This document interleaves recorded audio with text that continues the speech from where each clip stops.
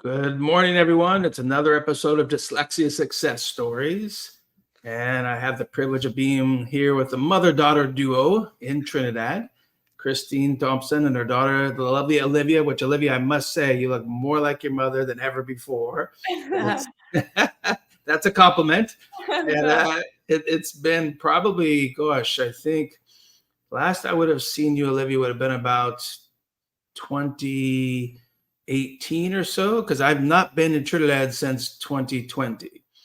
So a good 6 years or so, lots of time has passed. And all we're doing is meeting with families and talking with families who've done work that really helps change weaker skills into strengths. And we're trying to raise awareness of the brain can do more than people think is possible. The brain really is capable of empowering more skills, strengthening more skills. And you have a unique story and a unique story of success. Is we're just going to be bragging about you the whole session, Olivia. Now, let's let Mom start first. And Christine, just give us a little bit of a background. What was life like up until 2017? Because in 2017, that's when we met at the Moore Center in Trinidad and Tobago. And feel free to share what you think is the most relevant piece, and only the pieces that is something comfortable to share as well. So we just leave that piece up to you guys. Okay, so Olivia was in what we call here SEA 4. So that was about 10 years old, I think. And it was a local system, which is largely British. And she was about to, I guess, 18 months away from doing a secondary school entrance exam called SEA. And at that point in the school system, the pressure really heats up. And Tim, I think you said it to me one day, and it's like, the treadmill started to go faster and steeper. Yeah. And all of a sudden, in a pretty dramatic shift from what we had experienced before, Olivia started, displaying great anxiety to go to school. Mm-hmm.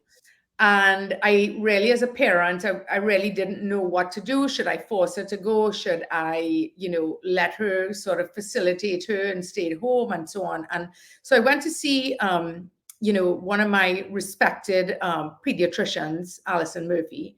Mm-hmm. And she had a really holistic view and approach. And she said, well, I can't advise you unless I know what's going on. So we really need to get her assessed. And so we got her assessed, and she was diagnosed with a bunch of, learning disabilities in math and English, ADHD, etc. Mm-hmm. And I was advised that, I should forget about college for this kid, and that, maybe some sort of community type technical college, but certainly not university. And so we took her out of the system. We put her into the Canadian school. And I think the first term they assessed her to be about 2 grades behind in her sort of where she needed to be from an age point of view. Mm-hmm.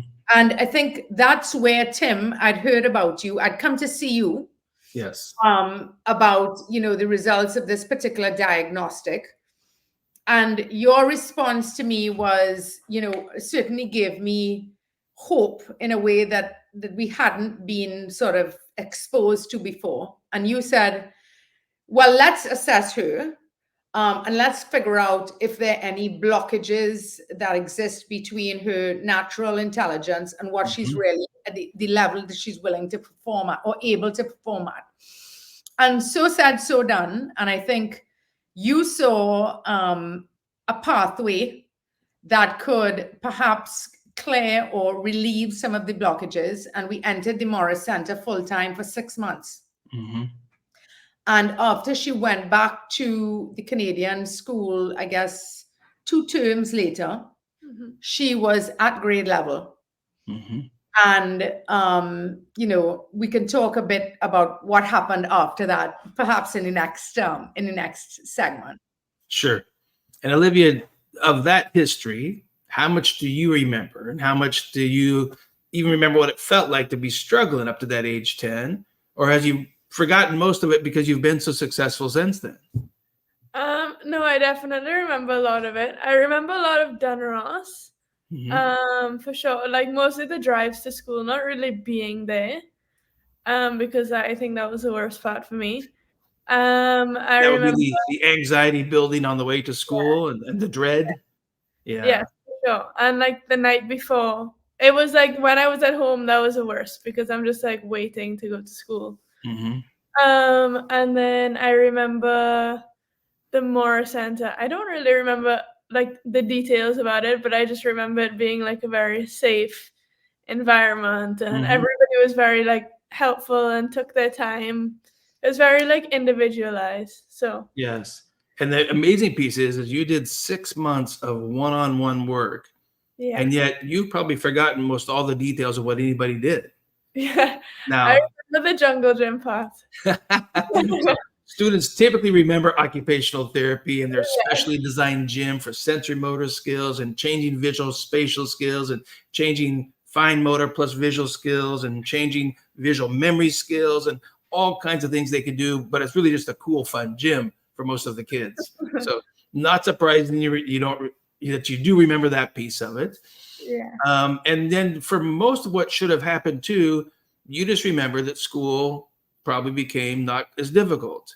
Which, when Yeah. you say you dreaded school, was it the reading part? Was it the spelling part? Was it comprehension? Was it math? Or yes, all of the above? Yeah, I think it was just dreading, like feeling behind mostly. Just Yes. feeling like less than everybody else. Right. Because you know you're bright. You got bright parents. So then we say, hey, genetics are on your behalf. You get to thank mom and dad for your Ferrari brain, but you also get to blame mom and dad for it's not firing on all cylinders. The reading skills weren't up here like your IQ was, and the spelling skills were not at the IQ level. But what was there that told us how smart you were? This comes from neuropsychology. Because when they measured your vocabulary knowledge of words, your knowledge of the meaning of the words, that's the number one correlate with your IQ. Meaning your measure of vocabulary, we call it receptive vocabulary, correlates at a 0.8 with your IQ. So you were at about an 80 to 90th percentile in vocabulary. So you can't have an 80th to 90th percentile vocabulary and not have an IQ that's also close to 90th percentile. That's just what we know about the brain. But yet some of your reading skills, spelling skills were 10th percentile. Some of the skills are 5th percentile. So you're right. There were some things that would make you feel less because your smarts are up here, but your school performance is down here. And it's not a matter of how hard you try. Mm-hmm. Because I remember meeting with your mom and dad, and they talked about the poor girl is working nonstop. And there are not more hours in the day. She actually cannot work any harder. And yet, Christine, I think one of the suggestions you had for a career plan for Olivia was maybe she'd enjoy a dog walking business. Maybe she wants to be a dog because we know how much she loved animals at that point in time as well. But it's like, no, but we don't want someone with 90th percentile IQ settling for dog walking or settling for dog grooming business unless that's really what she wants to do. Correct. So it was more of a discussion of, yeah, and you and I talked about, do we see signs that she's university material or college material? And in the States, we equate university and college almost the same. In Trinidad, no, college is this level, university is this level. Right. We said, yeah, she has enough smarts to do both. We just need to get the academic skills up to that IQ level. And Tim, I distinctly remember, and for parents out there that, I think when I would sort of help her with vocabulary for the essay exam, and we'd go through these lists of, synonyms or antonyms, and we'd go through the list 5 times, and after the 5th time, she still didn't remember. And I think we sort of assessed that her working memory was in that 4th percentile, right? Yeah. And I remember as a parent being so frustrated with, why can't she sort of get it? And now I feel a lot of guilt about that. And I think that is, quite a normal feeling. yes, But then you sort of get a real, it's so liberating when you sort of understand what's going on with your kids, and you're so much better equipped to sort of, parent them, manage them, support them, etc. Right. So I think one of the things that this, program gave me was certainly a much better relationship with your children, because you're much more empathetic and understanding when you realize that it's not for lack of trying. There's just Right. a difficulty that we need to work through. Mhm. And the other thing I would say that your program, I kept telling her that, Livy, you're good, you're smart, you're whatever. Mhm. And your psychologist on your staff said to me, said, Christine, that's not credible to her Right. until she can actually show herself that she's smart. And when she started to progress from the 2-syllable words to the 3-syllable words to the 4-syllable words, and she started to see, progress in herself for herself, that was when, her self-perception really changed. Right. And that's what we say, confidence comes from competence, and it has to be experienced. And you even sent me a text back in 2019 saying she's tasted success. She's now on fire for it. She wants more success because she realizes, Olivia, you realized you did it. And then I guess it was at 2019 at Maple Leaf, you got most improved student in the whole school award. And I have a lovely photo of you and your mom and dad standing at the front of the stage, and your certificate in hand. And the school recognized that you had gone from a student who really struggled to read and spell, struggled to comprehend, to one who's now excelling because we were able to close the gap in those phonological skills, which are the precursors to auditory memory. You then did a bunch of work, Olivia, and I'm curious if you remember it, on making movies. They'd make you read a book and make a movie. They'd read a story too, and you'd have to make a movie. You had movie making and movie making and movie. And do you remember doing any of that at all? I do, yeah. Okay. Yeah. And today, it should just be automatic for you that while you're reading, your brain's making movies because you spent so many hours training that skill. Mm-hmm. And as the skills are there and as you're strengthening it and as you're able to use it, it should be almost effortless because now we've changed how your brain processes information. And that's the piece that people just find mind-boggling because some folks still think that dyslexia, and Olivia, I don't know if you know this, but I'm dyslexic. But I got prevention at age 5. So I did the same crazy program you did with these funny pictures of the mouth and lip poppers and tongue tappers and things that you've long forgotten. And it rebuilt my phonological skills. It strengthened my reading skills, spelling skills, and then I've never struggled. So you and I are the same in that context, that both our brains were processing the sounds of words less efficiently. And it's actually measurable at age 4. So one thing we do today is we go talk to pediatricians like Allison Murphy and say, if you'll just play a fun game with kids at age 4 and you say the word flame and you make the child say flame and you say, now say flame, don't say the ul sound. And the 4-year-old who goes fame right away is the 4-year-old who's not going to struggle to read and spell. If you say, cat and the child says cat and you tell them now say cat, don't say k, and the child says ca or cap, they're making mistakes. That child's going to struggle to read and spell because they didn't take the k sound away. They changed one of the other sounds. So it's that what we call a phonological processor actually is that first developing system of the brain. And we changed that one first with all your work with those funny mouth pictures. And today we call it the Now Foundations for Speech, Language, Reading, and Spelling Program. Great big long name. And it's got this funny brain picture on it here of a person with a brain with all kinds of activity going on there. But this is actually what you did early on.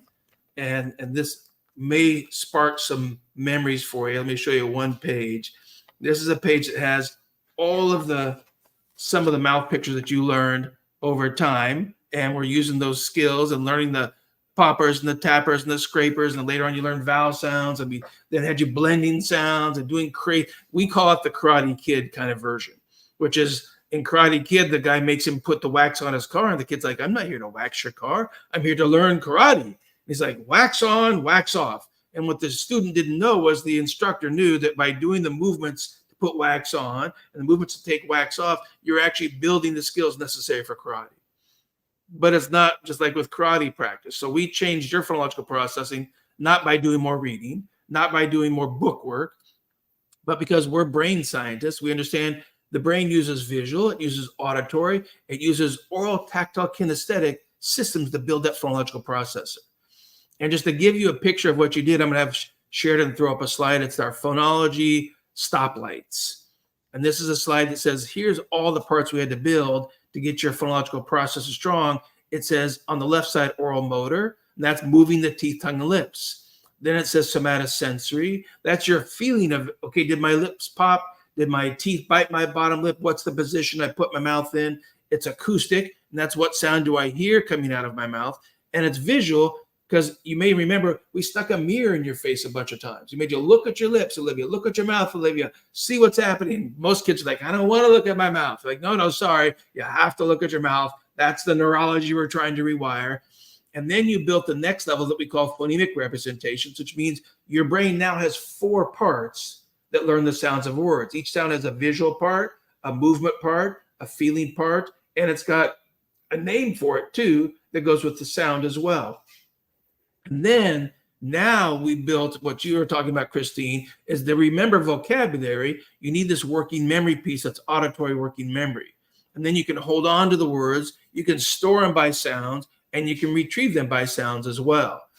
And so by putting those pieces together, that's what we were doing in rebuilding your phonological process with that first program. And then from now on, you've forgotten all those pictures. You've forgotten all those names. It might look a little familiar, but we wouldn't quiz you on it because you shouldn't know. And you didn't need to, because now those skills are markedly stronger. But tell me what happened after Maple Leaf, because I hear you convinced your parents that you were ready for boarding school. How did you do that, and why? Do you wanna? No, you go. Okay. So this after Maple Leaf, I switched to online school in grade 9. So I was fully at home because it was COVID. I was fully at home for grade 9 and 10, which was really hard, as you can imagine. Brutal, yeah. So you take like the more center, those one-on-one and interactions all the time, then school with like hundreds of people to like just you. Yes. So that was very, very hard, and I definitely like was struggling to keep up like the motivation. So in grade 10, they announced that, they might stay online for another year, and I was like, no, like I can't do that for a whole other year. So I started researching like options, and one of my friends had previously gone to boarding school. Mm-hmm. But I didn't like really think about it until like I found Lakefield, the school I went to. And I don't know, it just kind of like clicked with me, and I was like, this is the school. Like I didn't even look at any other schools after that. Mom and Dad took a long time to, warm up, but I made slideshows and pros and cons lists and pitched it to them every day for weeks and weeks until they started doing their own research. And I never considered sending my 16-year-old daughter away. Mm-hmm. We always thought, university or college at 18, but not at 16. But the more we had access, of course, it's an independent sort of private school, so the teacher-student ratio was really good, and we realized that Olivia would have had far greater support, learning support there than she would have at home. So she eventually convinced us, and I would say that boarding school experience was a game changer for her in many ways, apart from, well, I'll let her talk, but you go ahead and what that was like. Boarding school was, well, at first it was very like hard. I definitely got homesick. Mm-hmm. But as you warmed up, like all the teachers are very like, we'll explain it to you 100 times if you need. Like they're very patient. Mm-hmm. Trinidadians, I don't think we're that. They understood, but not enough to like go out of their way and sit down for hours on end. Boarding school they had office hours every lunchtime. So for an hour, every single teacher had to offer the support. So I went to that help every day, and you meet, because you have to get into boarding school. So everybody there has a lot better grades than I've ever seen in Trinidad. So everybody's getting in the 90s. Everybody around me is very motivated and smart. And so you find yourself in a good group of kids to study with and to motivate you. All of them want to go to university. All of them like have these big life goals. So that definitely helps you like want to do better and want to achieve more. Lakeview also had a very like their slogan is like outdoors every day.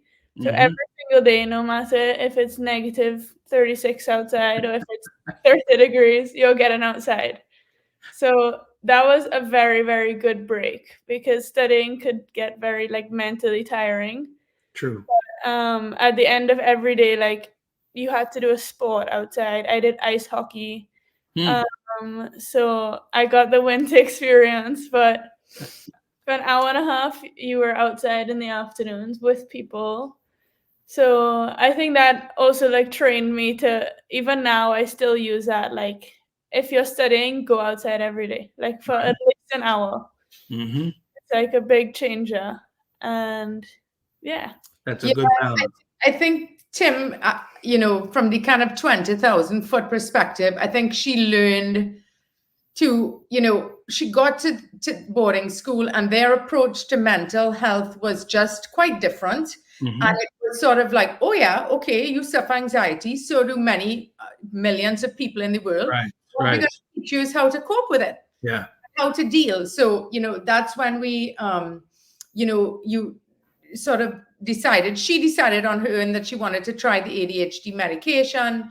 And I think the outdoors every day, the walks, the sort of teaching the kids how to manage mental Mhm. health and stress, and sort of, weave that into studying and working hard was a life-changing type of habit, Right. that she can take into university now. And then also, Livy, talk a little bit about the leadership experience you had. Yeah, so in Lakefield, they try to teach you like a lot of responsibility as much as you could learn at 16. Mhm. So in grade 12, they have a course called SLC, which stands for Student Leadership Class. Okay. And you have to be selected for the class. So it's like only 15 of us, 20 of us that like got in. So it's all these people that are really passionate about leadership and Mhm. people skills. And you're planning these events throughout the year. So it's like you're planning prom, you're planning the spring ball, you're planning any sales. So you're busy all the time with planning stuff, but it's such a nice break of like feeling accomplished, but not in an academic way, like in Mhm. like a life way. Nice. And I really, really enjoyed that. I think that like motivated me to study what I'm studying because it's, I've realized I do so much better, like hands-on, Mhm. talking to people, communicating with people rather than studying for something and And, writing an exam. and So yeah, that was let really me give you a 20-foot perspective or 20,000-foot perspective on that, because Olivia, I'm looking at test scores right here on my phone. Okay. These are test scores from you back in 2017. Mhm. And one of the remarkable test scores was you understood language much better than you could actually verbally explain it. And as Mhm. we sit here and watch you just easily talk about this and recount the stories and tell about the leadership class, you're not struggling one bit. But in Yeah. the professional testing that the speech therapist did, your ability to verbally explain was about the 40th percentile. That means 60% of your peers are going to do better than you at verbally talking stuff through. But within the 5 or 6 months of the Morris Center on that same test, do you know what you scored then? Take a guess. How much do you think we improved from 40th percentile? 60. Try 91st percentile. Girl, you're a top 10. And that's compared to thousands of kids your age, which says in 6 months, we took your verbal speaking skills from 40th percentile to 91st percentile, because that's where your IQ is. Your IQ is a top 10 IQ. You got to thank mom and dad again. It's genetic, okay? But good news is it doesn't do anything for you unless you do it. And you're the one who's doing all the great work. So you can have that genetic endowment for high IQ, but we got to get those speaking skills up high. We got to get the reading skills up higher, spelling skills up higher. So the expertise that you guys had the benefit of at the Morris Center in Trinidad and Tobago was, we have these skills and the power to take those weaker skills and make them stronger. And then you just now effortlessly use them in the pursuit of what you're interested in and what you're passionate about and what you feel good about. And this is another mom comments too, that her daughters had the same experience. Her daughter's a teenager. She's experienced the success. She's got the competence, and now her confidence is growing higher and higher. And you don't seem like anybody who lacks much confidence today. Doesn't mean you don't second guess yourself. That's part of the high IQ. The high IQ worries that maybe you don't know enough. Maybe someone's going to know more. Maybe somebody prepared better. That's just normal high IQ competitiveness. But the question is, can you do the work? What do you think? Can you do it? In boarding school? No, and talk about Yeah. you know. Yeah, I can, like, a lot better than I used to be able to. I think you've just kind of learned, like, I think the Morris Center does a good job at teaching, like, it is what it is, and it can get better, but it's not gonna, like, go away. Mm-hmm. So, like, how we dealing with it, how we learning to study with it. Right. So I think it just gave a good, like, passageway into, you need to work harder, like, than but it seems as if you're working hard as everybody else around you, and you just have to spend more time studying and you'll reach where everybody else is. It just takes a little more to get there. Right. But the good news is, when we do this kind of testing, and there's a great question that's come up right now. Someone's asking, are there speech pathologists at all the Morris Centers? So let me explain. The Morris Centers team is speech language pathologists at every clinic, occupational therapists, many of them at every clinic, either school psychologists, clinical psychologists, or neuropsychologists at all the clinics. And some clinics have recreational therapists. Some clinics have consulting psychiatry. Some clinics have developmental pediatrics or consulting pediatrics. And then some also have, or so they all have, academic instructors who are trained in the 4 programs that the Morris Center has built over the last 38 years. So here's another measure that we used, and the speech therapist gave this measure too. It was a measure of your reasoning, problem solving, your ability to infer information when the story doesn't say it to you. Coming in, you scored again about the 30th percentile, between 30 and 40th percentile, on how much you could infer and reason just with stories that you were being read to. 6 months later, guess where you scored? 70. 98, miss. You scored at the 98th percentile. That means you're top 2 compared to thousands of children your age all across the United States. That's how we actually use these professional measures. This test is called the Clinical Evaluation of Language Fundamentals, Metalinguistics. And metalinguistics means using language to reason and problem solve. It's one of our most challenging spoken language tests. So yes, you still have to work hard, but when you've changed your skill from the 30 or 40th percentile to the 90s, it means you're actually going to get more output for every ounce of effort you put into it, because your brain is processing the information more easily, more effortlessly. And we've not only rebuilt part of the left side of the brain, that's the phonological processor, but all that mental imagery work you did is part of the right side of the brain. And then we did the grammar and writing program, and that then changed your sentence writing skills, your paragraph writing skills, your composition, essay writing skills. And you also did the math program, because that's actually a foreign language. I don't know if you knew this, but you learned a foreign language young. It's called math. And so then they built those skills stronger as well. But now you know that you know what you need to do to learn the information that the instructor is bringing to you. And I make that point really clear because most people still think that if you have dyslexia, your reading never gets better. But you're proof that that's not true, because we also not only have your story, but we have your test scores that show that your reading got markedly better over time, and it improved so much so that your ability to sound out words, again, at the beginning was about the 40th percentile. Guess where you got it to in 6 months? 90. 88th. Might as well be 90. You're top 10 in your ability to sound out words. And that's one of the number 1 deficits of anybody who has dyslexia. They're really poor at sounding out words. They're trying to memorize all the words they can, but words look a lot alike. And let's be honest, English, horrible language, just horrible. Have you ever seen the family tree of English? It's like 10 chefs trying to make one soup together. Bad idea. Too many chefs throwing stuff into the soup. It's a bloody mess. So you were able to change those skills markedly just in those 6 months.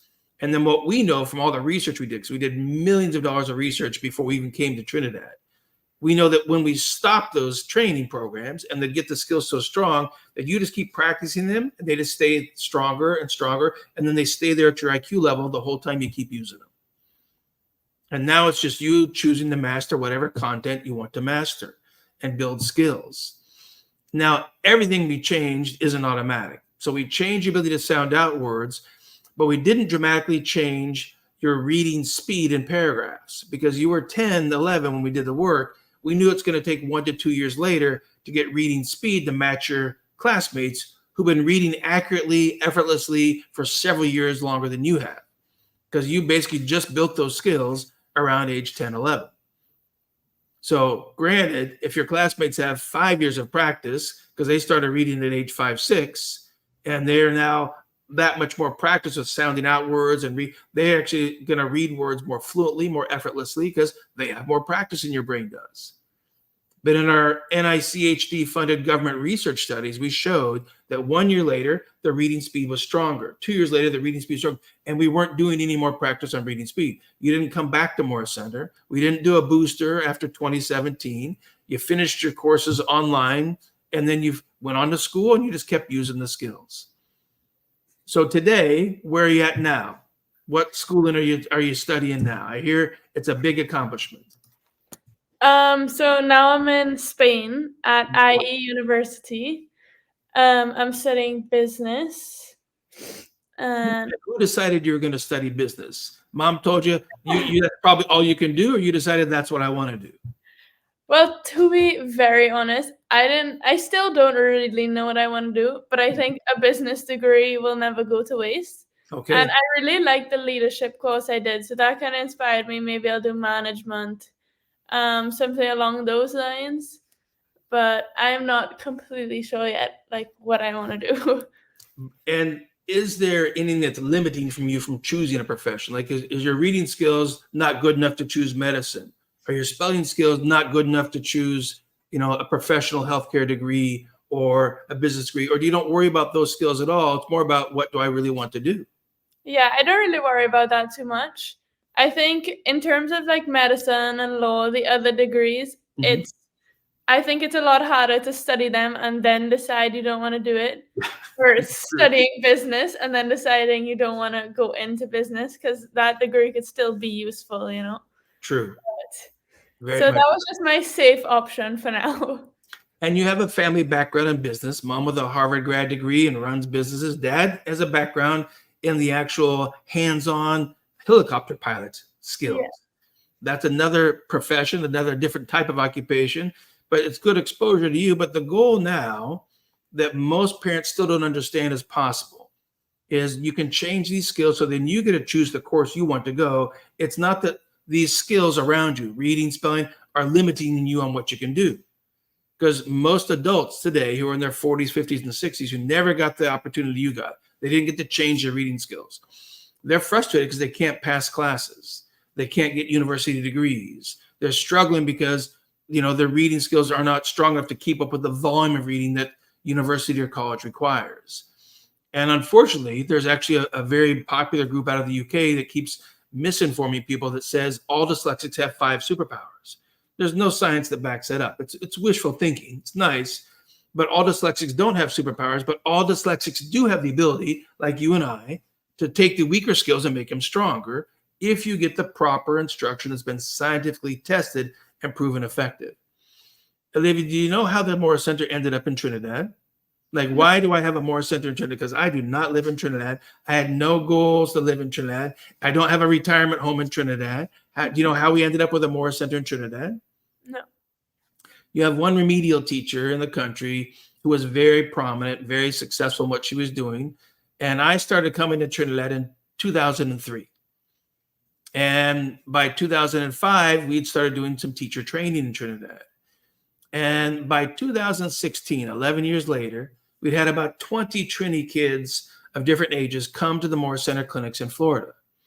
And half of them were sent to us by this remedial teacher, Jean Marie Hadid. Today's Jean Marie Shepherd, because she's married and now has a mom with children.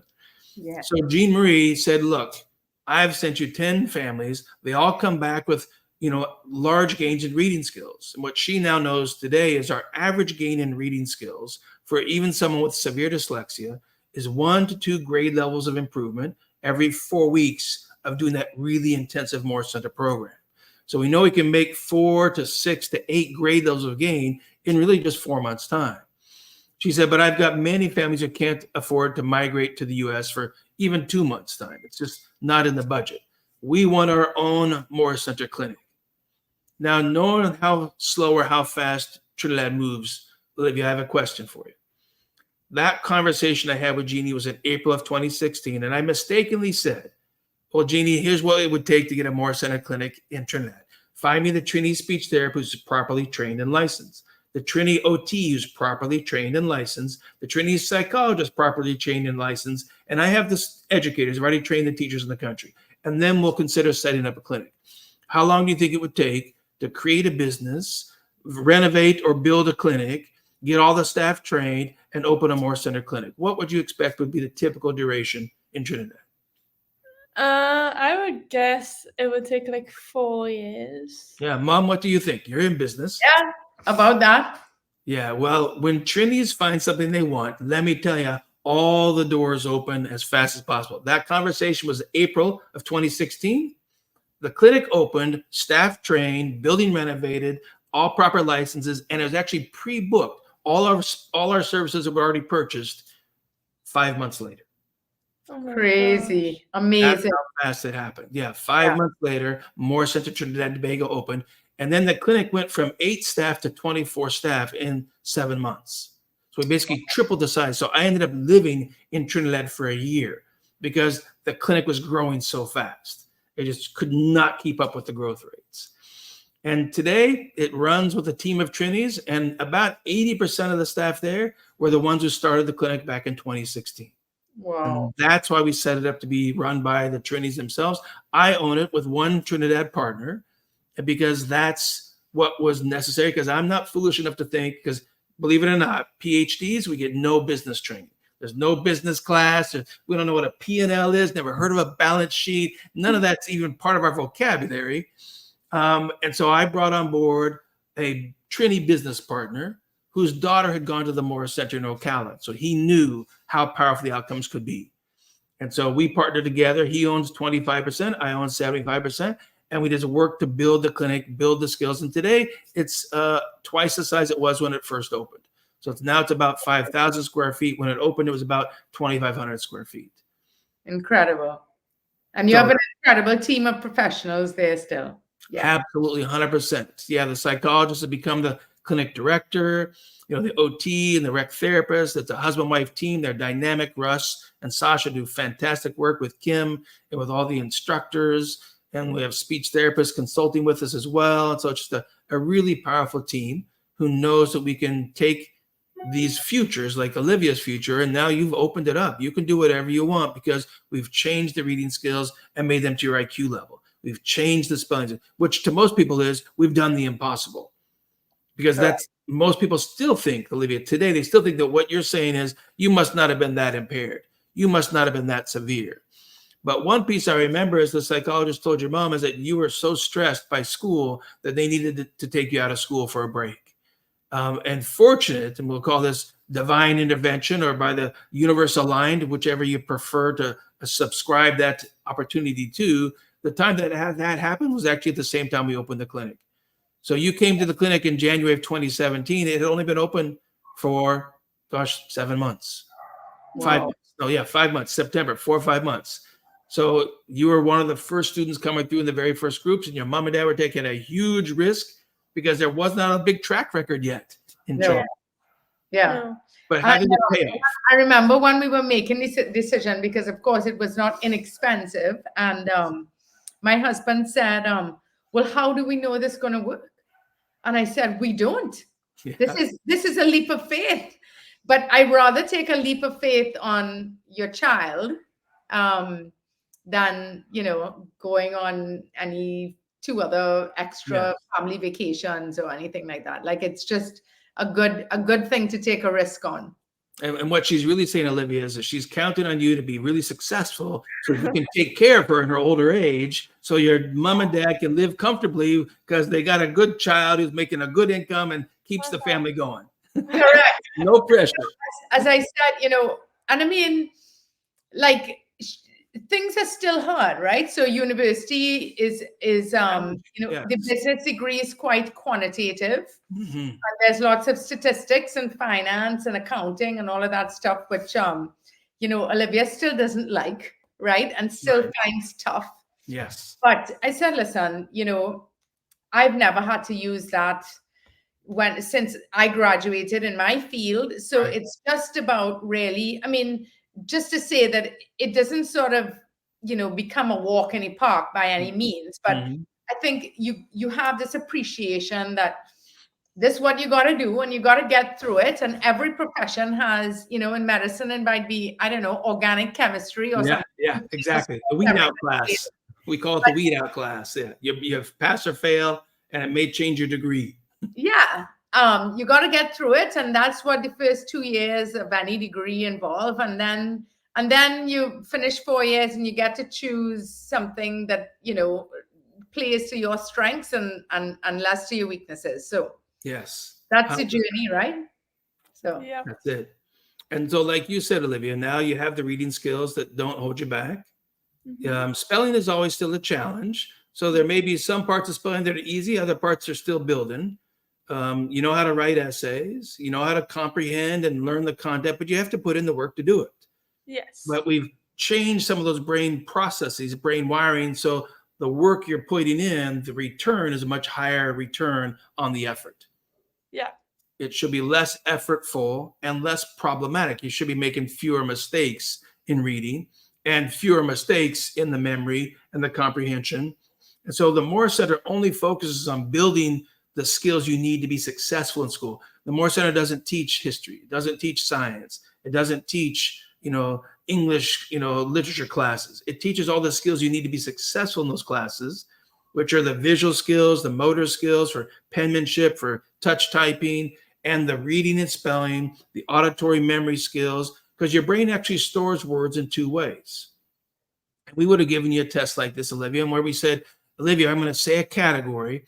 You name all the words in that category you can think of as fast as you can. And Azolda, the clinical psychologist, would say, or Kim Rasta, the school psychologist, would say, fruits and vegetables. And you just start naming off fruits and vegetables. And we do that a couple different categories. And we say, okay, now we're going to change the task. Now we're going to give you a letter, not a category, and tell me all the words that begin with this letter. Now, the difference here is when you give you a category, it's more mental imagery. You kind of picture in the, a Massey grocery store, and you picture in the vegetable section, you're thinking of all the vegetables you see at the grocery store, and you're using imagery just to retrieve all the categories. But when they go to letter, you're now going to go to your file cabinet of words by O. What are O words? And when that phonological system is strong, you can easily start going live, life, laugh, love, Larry, listen, and you just start pulling out O words, and it's not effortful. But on your testing, high in the semantic and low in the phonological, which meant your file cabinet of storing words by sound was not well organized. It was not easy to go find the words. That was part of what was impacting your ability to get the words out. So let me put up one other diagram to help give the science piece of this, because people love figuring out how does the brain work. Here's a piece. This is what we call the building blocks of language. On the bottom, it says phonology, and then it says pragmatics, and above that, it says semantics. So you worked on that phonological system first. That's just storing words by sound, retrieving words by sound, how many sounds in a word, number of sounds in a word, order of sounds in a word. And Olivia, we made you train from 2 sound words up to 5 syllable words. This was not reading and spelling. It's just words people were saying to you. We made you figure out 5 judgments. Did we add a sound? Did we take away a sound? Did we substitute a sound? Did we repeat a sound? Or did we reverse 2 sounds?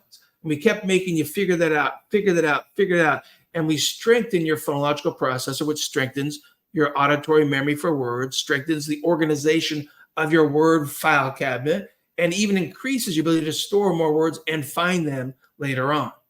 Then you did the movie making skills, and that's that semantic system. Can you listen to a story and picture it in your mind, see the scene, see the characters, see it all happening? And can you retrieve it later on? O and can use that movie, which is more on the right side of the brain, and connect it to the left side of the brain and tell that movie to somebody else. Now you're converting the movie into words, which means you're using the phonology and the semantic piece together. That then also fuels your ability to put words together, which is what we call syntax, it's word order. And later, then we built those reading skills. That's the written language skills. Spelling is harder than reading. Writing is harder than reading, spelling. And the hardest written language skill is mathematics. And if you see over here on the left side, it says expressive language. That's what we said. You went from 40th percentile to nearly 90th percentile, and how I can just speak and tell people information. And you've eloquently and effortlessly done that on the interview today. But you can also sit there and retain, and that's what we call receptive language on the other side. You're more easily able to take in the words, hold on to the words, and rarely have you said to me, can you say that again? I don't think I understood what you said. Instead, you're just actually taking it right in. You're understanding it immediately because these two systems are working more effortlessly. Did you know there was so much science behind what you did at Morris Center? No. Know that I'm also a neuropsychologist, neurorehabilitation trained brain scientist. And before I came to Trinidad, well, let me say, before I opened the clinic in Trinidad, from about 2002 until about 2012, I spent 10 years helping people with something that's actually more severe than dyslexia. And it's a reading problem too, but it's not genetic. You can't just blame mom and dad. It's actually due to a brain injury called stroke. And stroke means the blood supply stops, the blood's not getting up to the brain tissue literally dies within a few hours. And we tell people, you got 4 hours to get your loved one to the ER for them to actually inject a chemical that opens the arteries and veins back up to keep the blood flow going. If you get there later than 4 hours, they cannot give you this medication. So you're trying to stop the brain tissue from dying. But I spent 10 years working with people who have brain damage. We don't call it dyslexia. We call it phonological alexia, which means it's a acquired reading problem. It's a reading problem due to brain damage. But Olivia, even then, we had about 70% success on rebuilding reading skills, even with brain damage. Do you know how we do it? No. Same program you did. Same exact way, those silly mouth pictures, that silly sound, all that stuff together. But because the brain tissue is gone, it's like, well, then how do you build the skills? Well, actually, the right side can be trained to do what the left side typically does. So actually, you're training speech processing, speaking skills with the right side of the brain because the left side's gone for many of these folks. So your typical brain, 100 billion brain cells. Your typical connections is 100 trillion connections. And the brain smarts don't come from the number of brain cells because we all got about the same number of brain cells. The smarts come from all the connections you build. And that's what you keep doing every day as you take statistics, even though you don't like statistics, and you suffer through statistics, you get a passing grade so you can finish that class. You've built some new brain wiring that helps you better understand probabilities and percentages and statistically significant differences, which come from the measure of math called statistics. But like Mom said, you may never use it in your job, but you might. But you now have a broader knowledge base of understanding numeration and math and those kind of math concepts. So let me ask you a specific question. Do you struggle to read? No. Do you struggle to spell? Not as bad. Good. Yeah, because it's harder. Yeah. I tell kids, look, spelling is actually 100 times more complicated for the brain to do than reading is. Yes. Well, Got a lot more parts of the brain that are involved in it. How about struggle to write essays? Can you write an essay if you got plenty of time? Yes. How about struggle to comprehend what you read? No. How about struggle to explain stuff to other people, the information that you do understand, the information you do know? Can you verbally explain it? Yes. So you literally have all the skills you need to be successful at university. Yes. All right. Because that's not supposed to be possible for dyslexia, Olivia. Mhm. You are the epitome of what we call a dyslexia success story because your mom and dad believed in what we did. They trusted we weren't lying, or what happens in the States. A lot of people tell me I'm selling snake oil. I'm like, well, if that's true, I've been doing it for 38 years. I must be really good at it because we're still doing it. And we still keep seeing kids like Olivia go on and be successful. We had another Trini on the show a few weeks ago. Did you see that one? He's also in business. Young man, Andrew. Jean-Luc. Oh, Jean-Luc no. Boutet. okay. So Jean-Luc came on the show a few weeks ago, a few episodes ago, and talked about he was 21 before he came to Moore Center, Olivia, not 10 or 11. He was 21. And today he's there in Trinidad helping to run the corporation with the family, building out Presto markets and doing new business development, all kinds of things, doing whatever he wants to do because, like you, he doesn't struggle to read. Spelling's still a bit of a challenge, but not as bad as it used to be. And all those other skills are markedly stronger. So we really very, very happy to see you smiling. Happy to see you enjoying life, loving learning in school.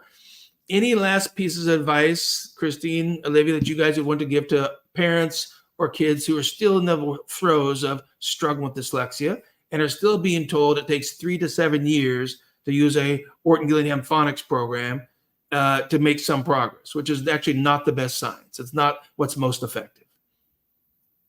You go first. You know, I would encourage parents to take the leap of faith. I think that the Morris Center program, I think what convinced me, Tim, was that you produced a lot of scientific evidence. So, I mean, I talk about taking a leap of faith, but it was not quite that way. There was a lot of evidence Yes. and research and so on. And, you know, whether it will work for your child, I think the research suggests that it will, and it takes, I think, effort on both sides, but it's an opportunity that I think is well worth taking advantage of to just put you on the best foot that you can be. And I always feel that our job as parents is to really just sort of do whatever it takes that your child can be the best version of themselves, whatever that is. And my child and other people's children, that you know, that whatever that version is may be different. True. But you just want them to be performing at their highest potential. And what a shame and a lost opportunity if there's a gap between where they are and where they could be. And I think that's the greatest gift that you can give your kids. So I encourage you to, you know, bite the bullet and sort of get involved. Liv, what would you say? I would say that the hardest part about it is just like, I don't know, I think the school system is made for a very certain kind of person and a very certain teaching system. And I think the hardest part is just like accepting that like that system doesn't work for you as well as it works for the kids. And once you figure that out, I think that it's a lot easier to then look for solutions to it instead of trying to fit into it. Fabulous. And to also realize that because you don't fit a certain style of teaching doesn't mean you're dumb. Right. It just means you learn differently. Yes. And so, you know, how do you organize your environment to deliver learning and skills in a way that you can better receive? 100%. And let me add one thing, which is with that difference in learning, because early on, Olivia, you guys would have been told, well, her brain works differently and she's just not going to be a great reader or speller. But we already know that's not true because she is a great reader and speller is stronger. It's that if you don't get the right practice, if you don't get the right training, the brain can't build the right skills.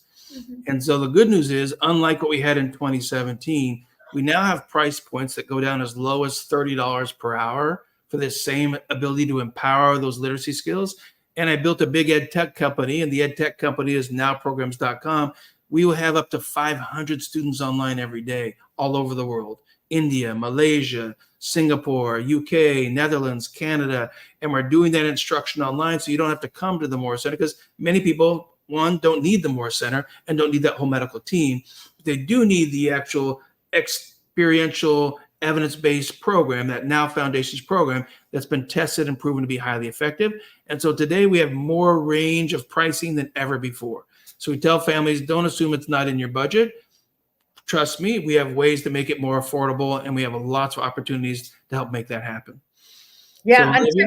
the last thing I would say too is that, you know, I think what has become so clear to us is that teachers are very influential in how children see themselves and their abilities.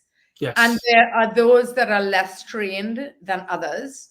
And if you have one of them that is less exposed to some of these concepts, it can really damage, you know, your child's view of themselves and the world. And so to me, exposing your kids to people that are highly trained, that can sort of recognize patterns and help, Right. is really great. It's a great opportunity if you can take advantage of it. So, and just trying to get those training out there, training the folks in different parts of the world.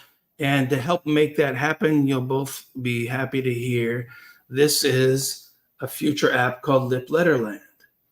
Lip Letterland has different islands, Livy. In the very beginning island, you learn smile sounds and poppers and tappers, and later on and so it's got videos and it's animations, and we have this funny little Lucky the Lion who's going to guide you through it as well.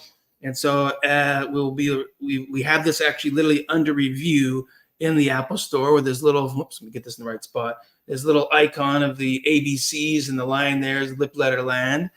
And we're hoping to launch it within just a few months.